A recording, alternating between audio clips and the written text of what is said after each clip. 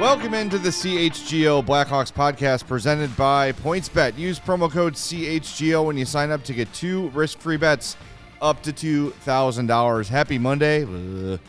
I'm Jay Zawaski with Greg Boysen and Mario Tirabassi. We don't know what day it is. We work Saturday, we work Sunday, we're off tomorrow. It doesn't matter. There are no Mondays in our world. The only thing that matters is we don't have to watch another Blackhawks preseason game tonight. We are spared for 3 days. Not tonight. On having to watch that. Maybe I'll watch the replay. Yeah, good luck. No. No. I will not be doing that. I saw it live and in person, both games. And, yeah. That was it. So our seating arrangement last night in Milwaukee, and thanks for joining us, by the way. Make sure you smash that like button if you're watching on YouTube. If you're listening to the podcast proper, wherever you're listening, subscribe and leave us a 5-star review. We'd greatly appreciate that. But we're sitting, it's Mario, it's Greg, then it's Phil Thompson, then it's me. Phil infiltrated our group because we're so cool. He wants to be part of it, which totally agree with. I mean, at one point I looked at Phil halfway through the first. I go, is this the slowest period of hockey in the history of the world? How are we only 10 minutes into this period? I feel like I've been here for 3 days. It was just sluggish. It was slow.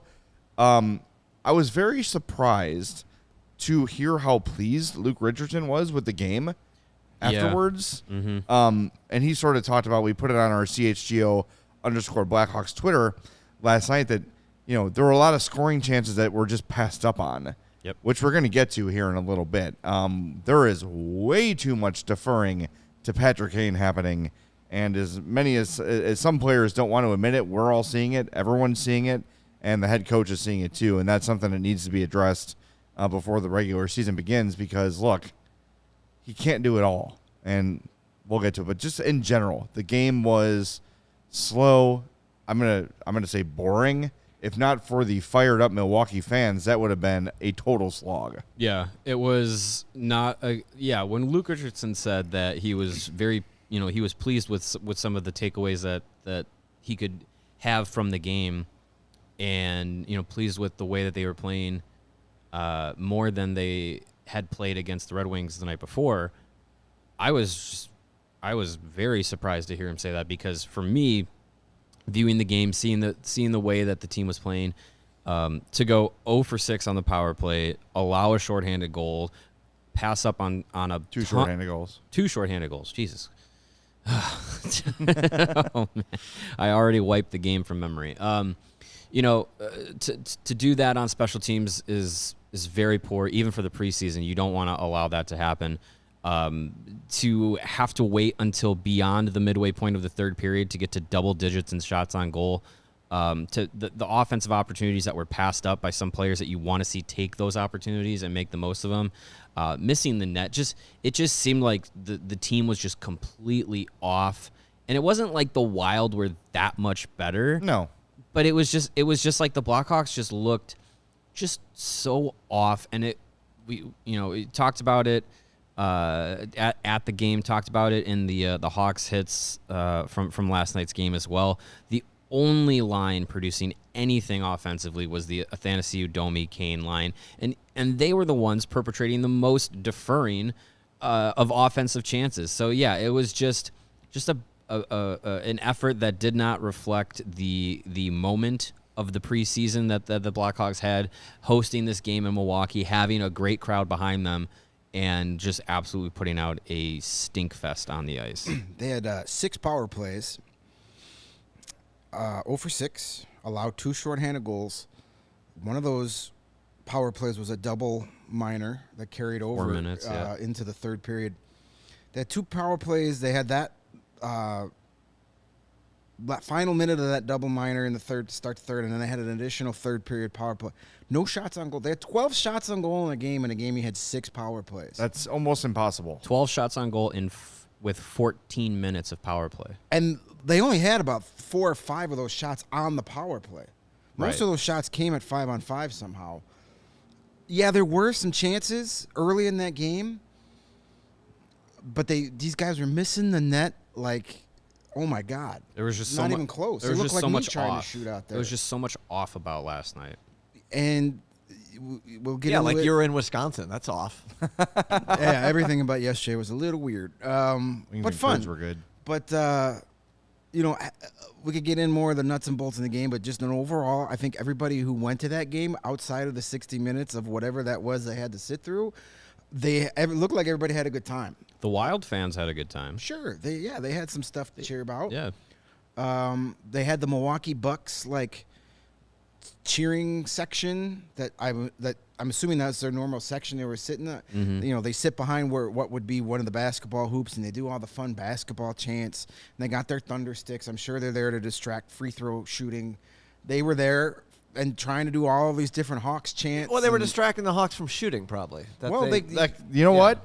It was That a makes side sense. the Hawks shot at twice. That might be it. Maybe. Yeah. Maybe that's why Backfired. Andreas Athanasiou made a sweet move to get wide open and then missed the net by 9 feet. Yeah. Nobody has given me more Victor Stahlberg vibes since Victor Stahlberg than Andreas Athanasiou. I mean, I agree. But that's not new. That's been his career. Right, but Yeah. I just haven't had to sit there and watch it every night Right. since this year. Yeah, exactly. And it's going to be frustrating because he is maybe the fastest guy on the team. Hello, shirtless dark guy. He's doing a sexy photo shoot pose It's out there. official. It's go. an official. It's an official CHGO Blackhawks show Yeah. now. It's in the books. Yeah, he's probably the fastest guy on the team. Oh, no doubt. I would think so. And he's 0 He- to 60 quick. EA He's Sports up- doesn't believe so, but well, he is. They don't actually watch hockey at EA Sports. Yeah, he gets straight line north south up and down the ice quickly. One of the fastest players I've seen in recent memory. He's got some moves. He can get through traffic. It's just when the puck is on his stick, it ain't going in the net. It's crazy. It's going to be very frustrating, and I like him, and I think he's a nice little player. But he has shown us through these first 2 preseason games why he's been on this is his 4th team already in his career, and it's a third. It's Red At least Wing, third. Or no, Red at least Wings, fourth. Oilers, Yeah. Kings, and now 4th team. And this is a guy that scored 30 goals for Detroit, Yeah. so he's shown that he can do it. It's a career 12.4% shooter. That is staggering to me. Doesn't That is doesn't surprising. feel like that. I'm That's going for to sure. quote Will Ferrell. I don't believe you. He had, almost 17% his rookie year. 17, 15, I'm rounding. 9, 14, 9, 7, 12, 16. Well, so All right. then the numbers say that it should get better. I hope so. I mean, It can't get much worse. it is. And it's preseason. And there have been so many moments in this preseason alone where he has made moves and generated chances that get you out of your seat, and then nothing happens. He did it last night. He did it in the opener against St. Louis. He had a move where he went right up the middle, weaved through traffic, one-on-one with the goalie from 10 feet in, and yeah. Hit the crest, Yeah. hit the post, At least, shot it at over least the he hit net. the goalie on the one Yeah. shot. Yesterday he was missing the net completely, and he wasn't the only one. No. Seth Jones had a look on a power play at a wide open cage and Yep. missed it by 8 feet. I don't recall Ty Domi shooting at all yesterday. Well, Ty didn't, but retired. Max sorry. might have. The Jays. Yes. Ty and Max just were me. tied in shots yesterday. That's a problem. Yeah. Yeah, I think what's going to be really frustrating is if the theme of deferring to Patrick Kane continues with that trio. And if Andreas Athanasiou's speed and the fact that Patrick Kane is out there on the ice doesn't open up things for a guy like Max Domi, or if Athanasiou can't finish those chances, it's going to be really frustrating because that looks like the only trio right now that's going to be generating any exciting offense for the Blackhawks. So if those chances don't fall, and if they keep saying, here, Patrick, have the puck, I don't believe I can do anything offensively, you can do it all, it's going to be so frustrating. And we're asking for just a little bit of entertainment out of this team. Yeah. I'm not asking this line to produce 3 30-goal scorers, but just give us a little bit of entertainment. I could get if it was 2 rookies with Patrick Kane doing this, but these are two vets. These are guys that have been in the league for 6, 7, 8 years now. Do your damn job. Well, let's hear from Luke Richardson, because I think he made a really great point in his post-game conference last night. We'll discuss it after we play the video here. This is Luke Richardson after the Hawks loss in Milwaukee. Yeah, I've talked to Patrick about it this summer, and then I talked to Max, and I think Andreas knows now, even on that one line rush in the second period, that Patrick's, I think he even might have said before the game, like, he's going to draw attention, and that's going to open up other people, and you got to recognize that and pull the trigger. That's your chance, and that's an assist for Patrick right there, whether he touched the puck or not. And then it's going to open up. People are going to have to honor them because they are good players with good speed. That Patrick eventually will get his opportunities, and he's good enough that he's going to make his own as well. So. I think there's just a growing process with that, and I'm sure there is over the years with different people playing with them. But these guys maybe are a little younger, so there's a factor there that they're not intimidated. I think they're excited and maybe a little overexcited to try and work with them when it's not there. So the thing that stood out to me there is he's obviously noticing it. Mm-hmm. They've already talked about it. The fact that he says Patrick Kane on the ice creating space for the other shooters is him getting an assist without getting an assist. Yes, someone is going to be with Patrick Kane the entire time he's on the ice. They will never lose sight of him. Only a Jeremy Colleton team would lose sight of Patrick Kane on the ice. So the other team's going to know, and theoretically, that's going to open up space for Domi and Athanasiou or whoever his line mates might be as the season goes on. Take advantage of that and put it on net. And Richardson said, too, if you're not sure, shoot at the pads, and then Kane can handle the rebound. You're trying to get these passes through 3 defenders, through 30 feet of ice. No, you just don't have that level of skill. Too fancy. And honestly, there were several moments last night, too, where Patrick Kane had an opportunity to shoot and didn't either. Yeah. So it's not just his line mates, it's him too. And I think as things get frustrating and you're not having success, then everyone tries to be perfect.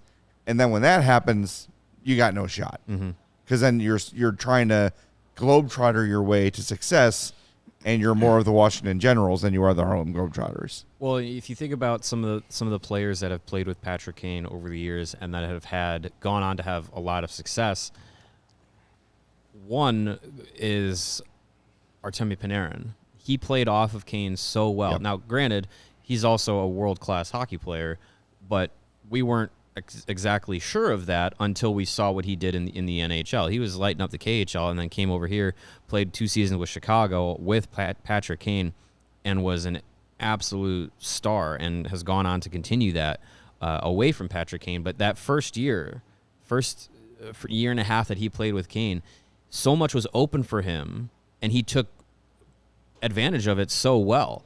So I'm not saying Max Domi or Andreas Athanasiou have to be Artemi Panarin, but you have to be able to recognize, like, hey, both of these guys have played long careers in the NHL. They've had success at the NHL level. They are quality NHL players. They just have to not be so deferent to Patrick Kane to say, like, here, you have the puck, you do something with it. And I see a lot of people saying, like, isn't that what we want? Don't we want them not to score goals? Sure, but also you want to be able to see things facilitated the right way, because if you're playing in this system that Luke Richardson is implementing, you want to have the game flow well so that the guys who are going to be executing this system this season, next season, the season after that, can see it working properly. Because Luke Richardson has talked so much about wanting to have, putting an emphasis on video work, showing the Lightning and the Avalanche from this past season's playoffs, having now a couple preseason games of film to go over with the team. You want to put the system that you're looking to play on film with your players doing it, so it's so much easier to teach down the road to the young guys that are going to be coming up, to other players that come into the system, so it can be easily conducive to the development process. So having those guys play the system properly and having it executed properly is a way to help development down the road. It's not just about scoring or not scoring this season. It's about the timeline with Luke Richardson as the head coach and the way that this team is going to hopefully progress as years go on. So yes, not scoring goals is part of this tanking process, but you also need those guys to have a little bit of trade value, because it's likely that's the path that they're going to take this year, Domi and Athanasiou. But also to put on tape what things are supposed to look like, what a successful offensive zone shift looks like that leads to a goal and whatnot. It's partially on ice success. It's also off ice teaching moments. We talked a lot so far this offseason and in the training camp about nobody should think that they have a guaranteed roster spot, outside of a couple players. We talked about all these young players that should. Well, I think that needs to be applied to the Patrick Kane line. Nobody should, like Domi and Athanasiou, should not be marked and they should not be cemented in that line. If you're not performing, if you're not right, if you're all you want to do is pass to Patrick Kane. I want to see Lucas Reichel with Patrick Kane in one of these last two preseason games. It is becoming pretty clear that he's going to be starting the season in Rockford just by the way it's going. They've spent all preseason trying to get some chemistry with Dylan Secure and Lucas Reichel, maybe foreshadowing. It's a waste of time. Put Lucas Reichel with Patrick Kane these last two preseason games or whatever. What if Kane's only going to play one of them? Put Lucas Reichel for an entire game with Patrick Kane and see what happens. Yeah. It seems like we're doing the Dylan Strome thing again. Dylan Strome played his best when he was with Patrick Kane and Alex DeBrincat. Good players play better when they're with other good players. Put Lucas Reichel with your best player and see what you got. I don't want to see him with third liners / AHL players. I want to see him with the best line on your team. So if Max Domi and Andres Athanasiou don't want to be more aggressive and all they want to do is skate the puck up the ice, stop and look for number 88, put Lucas Reichel in one of those spots and let's see what he could do. Yeah. Dan B says Max Domi has scored more than 20 goals in the NHL only once. Not sure why you expect a sniper. We don't expect a sniper, but we expect a shot attempt. I want a shooter. Right. So someone, put him in the clock tower. Maybe he hits the ground next to the guy he's trying to shoot. But it's just you got to at least try. You got to have shots on goal to have goals theoretically. Exactly. You're going to score more by shooting the puck than passing the puck. I'm no expert. I'm no coach. Yeah. Put puck on net. Sometime puck go in. Sometime it's going to go in a lot more when not putting it on net. A wise man once said that, and I stand by those rules. And Nate says, can we get them quarterback helmets so someone in the booth can tell them to shoot? Oh, with the I love that. With the microphone in the helmet, yeah. Yeah. I mean, look, the fans were saying it last night. They were letting them know. Yeah, once they got to the third period. There was a guy in the third who was like the most upset-sounding individual fan I've ever heard. He's like, shoot it! He was so aggravated. So mad. And usually the shoot it fans are the most annoying. But holy cow, yesterday Sometimes they're right. What are you waiting for? That man encapsulated the soul of everybody in red in that stadium, and he spoke for everybody that was cheering for the Blackhawks. Just like, what am I watching? Shoot the puck. You're down 3. It's time to shoot. Yeah. One thing I got to get better at this season, and pointing the thumb, we all have work to do. I got to stop